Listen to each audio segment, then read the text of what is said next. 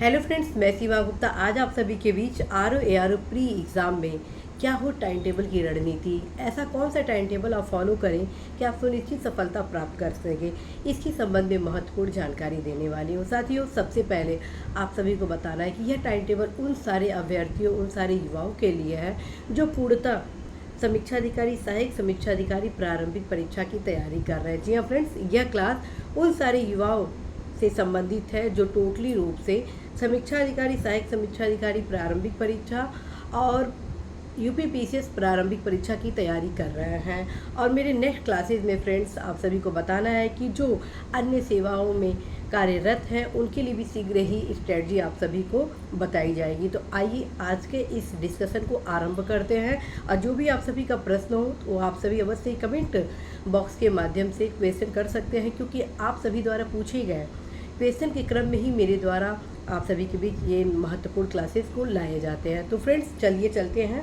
आरंभ करते हैं। फ्रेंड्स, यदि आप टोटली रूप से समीक्षा अधिकारी, सहायक समीक्षा अधिकारी प्रारंभिक परीक्षा की तैयारी कर रहे हैं और यदि आप यूपीपीसीएस की भी तैयारी कर रहे हैं, ठीक, तो आपकी स्ट्रेटजी क्या होनी चाहिए? आपकी स्ट्रेटजी ये होनी चाहिए कि आप मैक्सिमम टाइम अर्थात सारा समय आप अपने इस एग्ज़ाम की तैयारी के लिए देंगे। और इसमें यदि आप दैनिक दिनचर्या का समय आप निकाल लेते हैं तो सोने और अन्य दैनिक कार्य में आपका लगभग 8 से 9 घंटा निकल जाता है। इस प्रकार से आप देखते हैं तो आपके पास पर्याप्त समय होता है, अर्थात 14 से 15 घंटा आपके पास इस एग्ज़ाम की तैयारी के लिए होता है। यदि हम 14 और 15 घंटे का टाइम टेबल बनाते हैं तो ये मान के चलिए इस टाइम टेबल के बावजूद आपके 2-3 घंटा खराब हो ही जाते हैं। तो मैं आप सभी को फिर से कहूँगी कि बहुत सारे ऐसे युवा हैं जो टोटली रूप से इसी एग्ज़ाम की तैयारी कर रहे हैं, बावजूद वो 6 घंटा का टाइम टेबल बना रहे हैं। फ्रेंड्स, यदि सुनिश्चित सफलता प्राप्त करना है तो आपको मैक्सिमम परिश्रम करना होगा और उसी के अकॉर्डिंग आप अपना टाइम टेबल भी निर्धारित करेंगे। तो फ्रेंड्स, आपके पास 14 और 15 घंटा बच जा रहा है। 14 घंटे में आप क्या करिए या 15 घंटे में 4 और 5 घंटा, अर्थात आप 10 घंटा माइनस करते हैं 14-15 घंटे में, तो 4-5 घंटा आप current affairs as well as previous year के पेपर को, साथ ही आप लूसेंट का जो सामान्य ज्ञान है इसके लिए निर्धारित करेंगे, ठीक है। जिसमें से 2 घंटा आप क्या करेंगे कि 2 घंटा आप देंगे करेंट अफेयर्स के लिए, ठीक, और 2 घंटा आप देंगे प्रीवियस ईयर के पेपर के लिए और 1 घंटा या आधा घंटा 30 मिनट से आप 60 मिनट तक लूसेंट का सामान्य ज्ञान दे सकते हैं। आरंभिक दौर की मैं बात कर रही हूँ, ठीक है। उसके बाद ये जो सामान्य ज्ञान का जो तैयारी है, रिवीजन है, उसको क्रम आप धीरे से घटा देंगे। लेकिन जब प्रथम रिवीजन करेंगे तो कम से कम लूसेंट को आप 30 से 60 मिनट देंगे ही देंगे। अब हम आते हैं जो आपका बचा 10 घंटा, उसके किस प्रकार से यूटिलाइज़ किया जाए। फ्रेंड्स, हमें से जिससे अधिक क्वेश्चन आता है और यदि उसके सिलेबस का आकलन करते हैं, सिलेबस ज़्यादा होता है, अध्ययन सामग्री उसमें ज़्यादा होती है, तो नो डाउट आपको उसमें ज़्यादा समय देना ही होता है। आप सभी अवगत हैं कि हिस्ट्री, साइंस, ज्योग्राफी ये 3 ऐसे सब्जेक्ट हैं जो लेंदी सब्जेक्ट में आते हैं। तो आप क्या करिए, 10 घंटे में लगभग 1.5 घंटा इन तीनों सब्जेक्ट को आरंभिक दौर में दीजिए, ठीक है। लगभग 1.5 घंटा history, geography as well as science को आप दीजिए। बचा जो आपका शेष घंटा, उसमें क्या करिए, जो छोटे छोटे सब्जेक्ट हैं जैसे पॉलिटी हुआ, इकोनॉमी हुआ, इन्वायरमेंट हुआ, एज वेल एज आपका एग्रीकल्चर हुआ, सेंसस हुआ, यूपी से रिलेटेड जो क्वेश्चन हुए उसको आप दीजिए।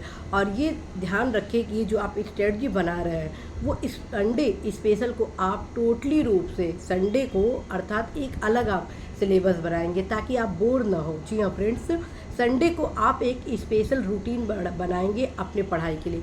संडे को केवल और केवल प्रीवियस ईयर पेपर का अध्ययन करेंगे। उसका क्या फ़ायदा होगा फ्रेंड्स, ये ध्यान रखें, जब आप प्रीवियस ईयर के पेपर को पढ़ते हैं तो आपको परीक्षा से संबंधित जो क्वेश्चन आते हैं उसका पैटर्न से आप अवगत हो जाते हैं। आप इस चीज़ से भली भांति अवगत हो जाते हैं कि किस सब्जेक्ट से क्या कितना क्वेश्चन पूछा जा रहा है, कौन सा टॉपिक संबंधित सब्जेक्ट का इम्पॉर्टेंट है। साथ ही आप ये भी अवगत हो जाते हैं कि एक ही क्वेश्चन को किस प्रकार से विभिन्न रूपों में पूछा जा रहा है। इस वजह से साथियों, हमेशा मेरे द्वारा आप सभी को कहा जाता है कि अवश्य ही प्रैक्टिस सेट का अध्ययन करें। और फ्रेंड्स, आप में से बहुत सारे ऐसे युवा हैं जिनका यह प्रश्न है प्रैक्टिस सेट कौन सा लगाया जाए। मैं आप सभी को कहूँगी इतना आपके पास टाइम नहीं है कि आप प्रैक्टिस करें, बस आपको जो प्रैक्टिस करना है वो प्रीवियस ईयर पेपर में ही अपने टाइम को अनाउंस करें। तो फ्रेंड्स, आप ज़रूर ही प्रीवियस ईयर के पेपर के लिए एक स्पेशल डे संडे को निकालें, और सैटरडे को फिर मैं यहाँ बोलूँगी, सैटरडे को स्ट्रेटजी को ध्यान से सुनिएगा।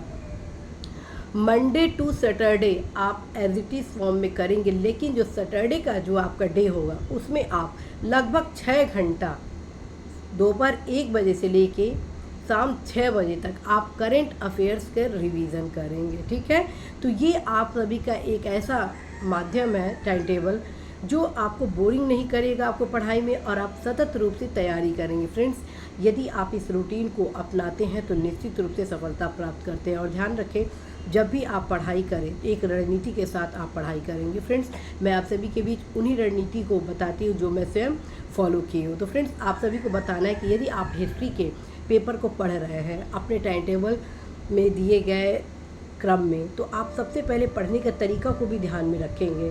जैसे मान लीजिए आप सिंधु घाटी सभ्यता पढ़ रहे हैं या 1857 की क्रांति पढ़ रहे हैं, तो आप देखिए 1857 का जो पहले पैराग्राफ में संबंधित बुक में दिया गया है उसके कौन कौन से महत्वपूर्ण फैक्ट हैं उसको आप अंडरलाइन करिए। उससे भी ज़्यादा कोई टफ है तो उसको अंडरलाइन के साथ ही बोल्ड कर दीजिए। कुछ ऐसे कॉन्सेप्ट होते हैं जिसको रिवीजन करना बहुत ही ज़रूरी होता है, उसका भी आप अवश्य ही अंडरलाइन करेंगे। एज वेल एज फ्रेंड्स, आप अवश्य अपने पैराग्राफ से संबंधित एक समरी नोट, जैसे मान लीजिए 1 से 2000 शब्द के आपके पैराग्राफ हो गए, ठीक, तो उसको आप क्या करिए मिनिमम 50 शब्दों में समराइज़ कर लीजिए। ये क्या फ़ायदा होगा इसका फ़ायदा होगा कि जब एग्ज़ाम आपके करीब होगा तो रिवीज़न आप कर सकते हैं, क्योंकि एग्ज़ाम के दौरान पुनः आप मोटे मोटे किताबों को पूरे तरीके से दोहरा नहीं सकते हैं। इसलिए जितने भी महत्वपूर्ण फैक्ट हैं उनको आप ज़रूर अंडरलाइन करेंगे। बहुत सारे ऐसे युवा हैं जिनका यह क्वेरी रहता है कि अगर मैं अंडरलाइन करूँगा तो मेरा किताब गंदा हो जाएगा। फ्रेंड्स, किताब आपका मित्र है। मित्र कभी भी आपके कठिन परिश्रम, आपके लक्ष्य प्राप्ति में बाधक नहीं बनते। हमेशा सोचते हैं कि आपका जो लक्ष्य है उसको कैसे उसको पूर्ति किया जाए। तो साथियों, किताब को मित्र मानिए और अवश्य ही जो भी इम्पोर्टेंट फैक्ट है उसमें अंडरलाइन करने में किसी भी प्रकार का हेजिटेशन नहीं होना चाहिए। एज वेल एज समरी जरूर बनाइएगा। फ्रेंड्स, ये ध्यान रखिए मैं क्यों समरी बोलती हूँ, क्यों शॉर्ट नोट बताती हूँ। उसका कारण है जब आपके दिमाग में रहेगा कि मुझे इन सारे शब्दों को, लगभग 200-300 शब्दों को मुझे कैसे 20 शब्द में कन्वर्ट करना है, तो फिर आप उसे अच्छे से तैयार करते हैं। ठीक है, जब आपको यह ज्ञान होता है कि आपको इस चीज़ का टेस्ट, यही क्वेश्चन आने को है, तो आप उसको अच्छे से तैयार करते हैं। और ये प्रक्रिया यदि आप अपने अध्ययन सामग्री के अध्ययन के दौरान प्रयोग कर लेते हैं तो सुनिश्चित सफलता आपके हाथों में है। फ्रेंड्स, मैं आप सभी को फिर से कहूँगी, नोट्स बनाने में बिल्कुल कतराइएगा नहीं, लेकिन नोट्स से क्या तात्पर्य, अलग पेज में नहीं बल्कि जो भी आप किताब पढ़ रहे हैं उसका हर एक पैराग्राफ का समरी 20-25 शब्दों या अधिकतम 50 शब्दों में आप उसको समराइज़ करिए। समराइज़ करने से आपका कॉन्सेप्ट क्लियर होगा, फैक्ट जो होगा वो तत्काल आपका तैयार हो जाएगा। जब आप रिवीजन करते हैं तो बहुत ही अच्छे तरीके से तैयार होता है। फ्रेंड्स, आप सभी के एक और रणनीति बतानी है। ये जो आपका 10 घंटा है शेष, उसमें आप लगभग आधे से 1 घंटा जो फैक्ट होते हैं उसको तैयार करिए। जी हाँ फ्रेंड्स, जितना भी आप सामान्य अध्ययन की तैयारी कर रहे हैं, ज्योग्राफी से, साइंस से, जो आपका इकोनॉमी से, पॉलिटी से, एग्रीकल्चर से, इन्वायरमेंट से, और अदर जो जीएस के सब्जेक्ट है जिसमें अंडरलाइन जितने को आप किए हैं सबको अवश्य ही आप रिवाइज करेंगे। और लूसेंट का जो सामान्य ज्ञान है वो एक तरह से बहुत ही शानदार किताब है। उसकी खासियत है कि जीएस के जितने भी महत्वपूर्ण टॉपिक हैं उसको उसमें शामिल किया गया है। तो आई होप सो कि आप सभी ज़रूरी टाइम टेबल को फॉलो करेंगे, कठिन परिश्रम करेंगे और आप अवश्य ही लक्ष्य को प्राप्त करेंगे। फिर से जाते जाते मैं आप सभी को कहना चाहती हूँ फ्रेंड्स, इस कंपटीशन में अभ्यर्थियों की संख्या लाखों में है, लेकिन मुझे पूरा भरोसा है आप उन लाखों में एक हैं जो सफलता में अपने नाम को अंकित करने वाले हैं। और ये संभव है आपके परिश्रम से, आप सभी के भीतर छिपे असीम ऊर्जा से। All the best.